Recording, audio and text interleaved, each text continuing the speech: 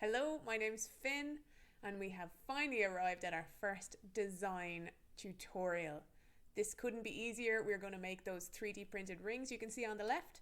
So let's get started.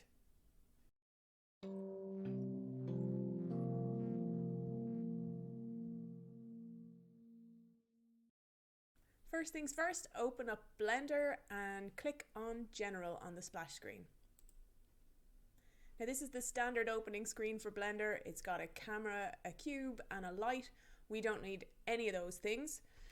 So press A for select all and X for delete and click delete. Now we do need to start with something, and the general rule of thumb is pick the shape that most resembles what you're going to be making. So press Shift A for add, select mesh at the top and move across to this list of primitives, and I want you to pick cylinder. Now before you click anything else, go to the bottom left hand corner of the screen where it says add cylinder and click on that. Now this is all the attributes of the cylinder that's in front of you, and we're going to change a few parameters. The radius there says it's 1 meter. That's obviously way too big for a human ring, so we're going to change that. Now it depends on how big your finger is, but for me a radius of 8 millimeters works well. So I'm just going to type in, click on 1 meter, type in 8 mm and press enter. And you can see it's gone really skinny on the screen. The depth, again, 2 meters is way too big. I'm going to just pick 5 millimeters, so type in 5 mm in the depth and press enter. Now the problem is now that it's too small to see. If you want to zoom in, there's 2 ways of doing it. You can use your middle scroll wheel and it will just zoom in like that. Or if you want to use the keyboard, just press the full stop on your numpad and it'll zoom in to whatever is selected. Use your scroll wheel just to zoom out a little bit. That's a bit close to me. Okay. Obviously we're going to need a hole to put our finger through. So where it says cap fill type, just click on the drop down list and select nothing. And there we go, we're nearly there. Okay, so click anywhere to get out of that. You'll see that when things are selected, they're outlined in orange. And we want to edit this object, so click on the object with the left click. And then we want to go into edit mode to make some changes to it. There's 2 ways to do that. In the top left hand corner you can see where it says object mode. Just click on the drop down list and select edit mode. There we go. Or if you'd prefer to use the keyboard, when you're in object mode and the object is selected, just click the tab button and it jumps into edit mode. Now that we're in edit mode, I want to make sure that everything is selected, so press A for select all and then press E for extrude and S for scale, and just pull your mouse away from the center ever so slightly to about there. Left click to lock that in, and without touching anything else, press S for scale and Z for scale in the Z direction only, and move your mouse slowly towards the center. And you can see it's giving it a nice edge there. So when you're happy with how far down that's gone, just left click to lock it in. I want to give the ring a little bit of a belly in the middle, and I'm going to do that with an edge loop. So hover over one of these vertical edges and press Ctrl or, and you can see you've got an edge loop there.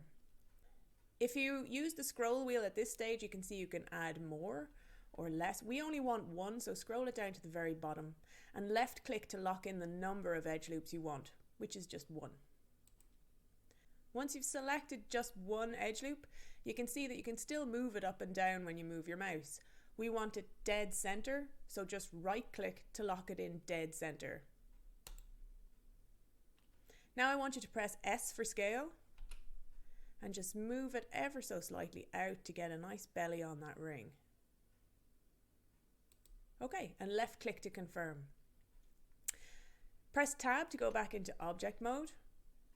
Press and hold your middle scroll wheel and move your mouse around to have a look at your object from different angles.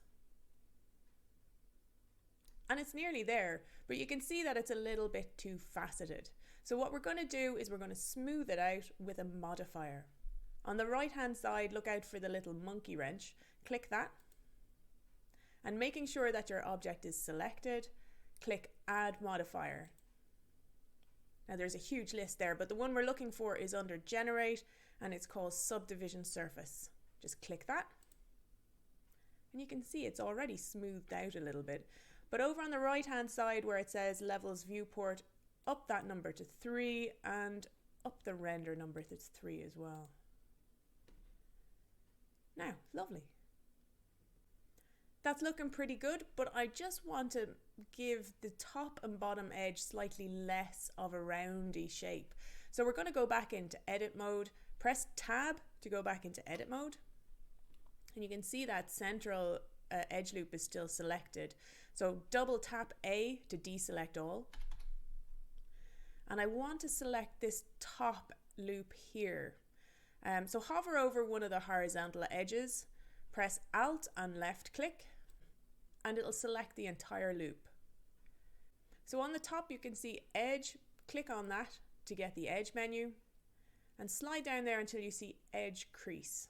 Click that. Now if you move your mouse, you'll see that it's increasing the crease on that edge as you move it. And if you look in the top right hand corner, you can see a number for that crease. So that's 1 is like you've actually pinched a piece of paper and you've folded it completely.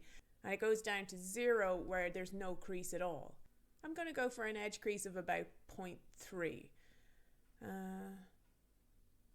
So that's about that. Left click to lock it in.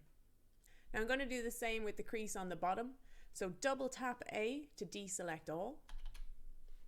Hover over one of the horizontal edges there on the bottom, press Alt, left click, and it should select the entire loop. Go up to the Edge menu, go down until you get to the Edge Crease, click Edge Crease, and move your mouse until it's roughly at 0.3, which you can see in the top right hand corner there. Okay. Double tap A to deselect all, press tab to go into object mode, press and hold your middle scroll wheel to have a look around your object, make sure it's okay. I'm happy with that, I think we're done. Don't forget to save your file. So go up to File in the top left hand corner, click on Save. I'm just going to save mine to the desktop, click that. And down here, you need to enter a file name. So I'm just going to delete the untitled, call it plain_ring.blend and click Save Blender File. And we're done. Thanks for watching. Don't forget to like and subscribe. And if you would like to buy me a coffee, then there is a link in the description. And I will see you in the next video. See you then.